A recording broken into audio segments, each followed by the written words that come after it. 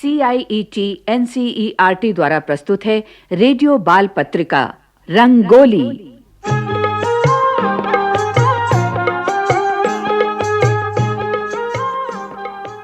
रंगोली में आज सुनते हैं कार्यक्रम काला हिरन।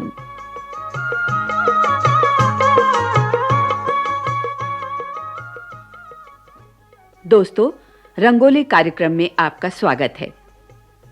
आज हम आपको एक कहानी सुनाएंगे, काले हिरन की कहानी।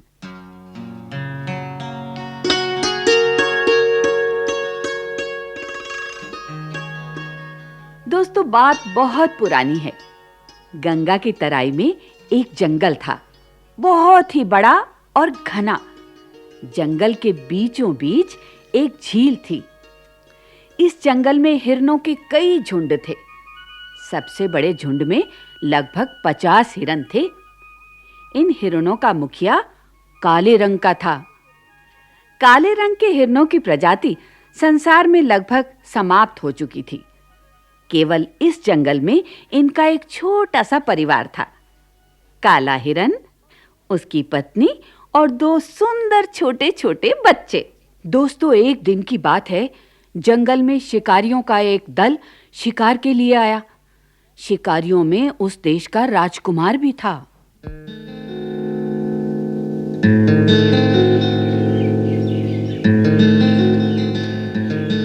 उफ, कितना बड़ा जंगल है। बाप रे, खत्म होने का नाम ही नहीं लेता। हाँ, ठीक कहते हो तुम राजेंद्र।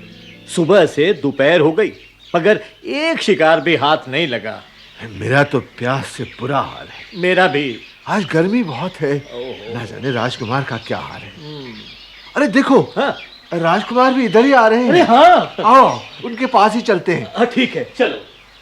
राजकुमार की जय हो। क्या समाचार है?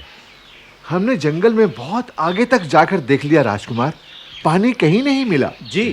धीरज रखो राजेंद्र, धीरज रखो। हमारे पास थोड़ा सा पानी अभी भी बचा हुआ है। चिंता ना करो, फिलहाल इसी से काम चलाते हैं। जी। वो सामने बहुत ही बढ़िया छायादार पेड़ है। जी राजकुमार। क्यों ना वहीं चल के विश्राम किया जाए? जी जी, आइए चले। चलिए चलिए राजकुमार। यही ठीक रहेगा। वाह, कितनी ठंडी हवा चल रही है। हाँ हाँ भाई, वाह वाह, इस हवा ने तो सारी थकान ही मिटा दी। मगर दिलीप, इस चिलचिलाती धूप में हवा इतनी ठंडी हो नहीं सकती। क्या मतलब? मतलब ये कि यहाँ आसपास कोई झील या नदी जरूर है। जी हाँ, आप ठीक कहते हैं राजकुमार। हवा दक्षिण दिशा से आ रही है। इसका मतलब है दक्षिण की ओर कहीं पानी है। बिल्कुल ठीक। आओ दिलीप, राजेंद्र, उसी तरफ चलते हैं। जी, चलिए राजकुमार। हाँ दोस्तों, उनका अनुमान बिल्कुल ठीक निकला। थोड़ी ही दूर चलने के बाद उन्हें झील दिखाई पड़ी। शिकारियों की जान में जान आई, मगर तभी एक आहट हुई। वो चौकन्ने हो गए। हिरनों का झुंड पानी पीने आया था। ये उसी की आहट थी। दोस्तों, सबसे आगे काला हिरन था। काला हिरन झुंड का नेतृत्व कर रहा था। काले हिरन को वो सब मंत्र मुग्ध से देखते रह गए। लेकिन इससे पहले कि वो बंदूक उठाते, हिरनों को भी शिकारियों की भनक लग चुकी थी। वो कुलाचे मारते हुए घने जंगल में भाग गए। लेकिन दोस्तों, सभी शिकारियों ने उस काले हिरन को देख लिया था और राजकुमार को तो वो हिरन इतना पसंद आया कि वो अपनी सुध-बुद्धि खो चुका था। वो किसी भी तरह उस काले हिरन को पकड़ना चाहता था। मगर दोस्तों, तब तक तो बहुत देर हो चुकी थी। मन मसोस कर सभी वापस लौट गए। लेकिन वो काला हिरन चर्चा का विषय बना रहा। कुछ दिनों बाद राजकुमार ने अपने राज्य के कई चतुर शिकारियों को बुलाया। बड़े-बड़े जाल लेकर वो लोग जंगल की ओर रवाना हो गए। उन्होंने उस झील के किनारे अपने जाल बिछा दिए और दम साधे वो हिरनों की प्रतीक्षा करने लगे। वाह वाह वाह, क्या हिरन था। भाई, मैंने हिरन तो बहुत देखे हैं, मगर कभी किसी काले हिरन के बारे में नहीं सुना राजकुमार। तुमने शायद सुना तक ना हो। लेकिन हमने तो उसे अपनी आंखों से देखा, इसी झील के किनारे। वाह, क्या बात थी! कितना सुंदर, कितना अद्भुत! उसकी आंखें तो मानो। अब बिल्कुल चुप हो जाइए।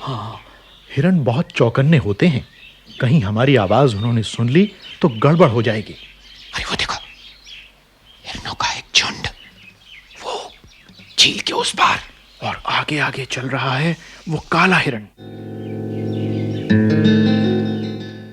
दोस्तों, हिरणों का झुंड झील की ओर बढ़ रहा था। काला हिरण झुंड के आगे आगे चल रहा था। शिकारी उसे घेरना चाहते थे। एक शिकारी झाड़ियों की ओट लेता हुआ हिरणों के पीछे पहुंच गया और उसने हवा में गोली चलाई। गोली की आवाज सुनते ही हिरणों में भगदड़ मच गई और उसी भगदड़ में कई हिरण जाल में फंस गए। फंसने वालों में काला हिरण भी था। राजकुमार ने अपने साथियों को पीछे हटने का आदेश दिया। वो बाकी हिरणों को जानबूझकर भगा देना चाहता था। अरे, मगर ये क्या? राजकुमार आश्चर्य में पड़ गया। काले हिरण को जाल में फंसा देखकर भागते हिरण रुक गए। सारे हिरण एक घेरा बनाकर काले हिरण के पास आकर खड़े हो गए। और दोस्तों, उसी समय काली हिरनी घेरे से बाहर निकली। उसकी आंखें आंसुओं से गीली थीं। वो धीरे धीरे हिरण के पास आई और प्यार से उसे सहलाने लगी। मूक पशु कहता भी क्या। राजकुमार को यह सब सपना जैसा लग रहा था। वो भी थोड़ा आगे बढ़ा। वो सोचता था उसके पास जाने से हिरनी भाग खड़ी होगी, लेकिन दोस्तों, ऐसा नहीं हुआ। हिरनी उसी तरह हिरण को सहलाती रही। राजकुमार चाहता तो आसानी से हिरनी को पकड़ सकता था, मगर उस समय वो सब भूल गया। उसकी आंखों में भी आंसू आ गए। वो इस दृश्य को अपलक देखता ही रह गया।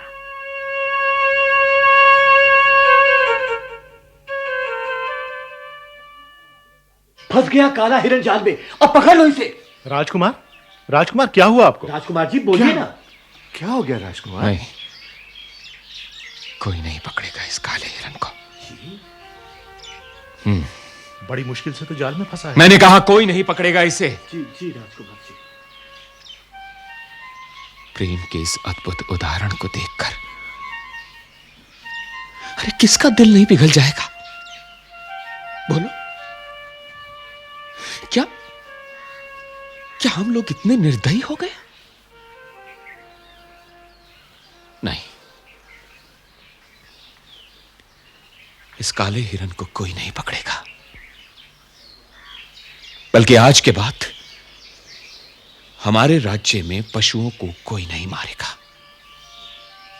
मैं भी नहीं, कभी नहीं। यह मेरी प्रतिज्ञा है।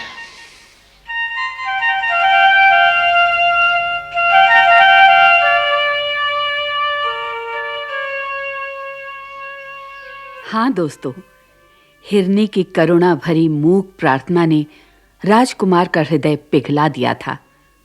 काले हिरण को छोड़ दिया गया। देखते ही देखते हिरणों का झुंड आंखों से ओझल हो गया। राजकुमार और उसके साथी घर लौट आए। दोस्तों, रात को राजकुमार ने एक सपना देखा। सपने में वही काले हिरण राजकुमार के बगीचे में आए। राजकुमार की आंख खुल गई। दिन निकलने वाला था।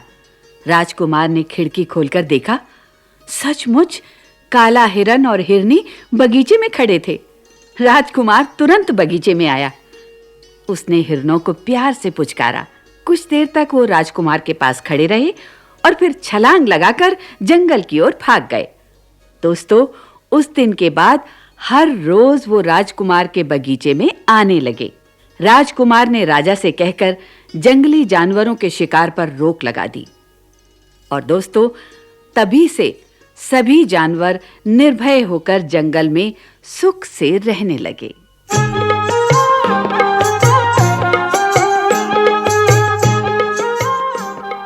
काला हिरण।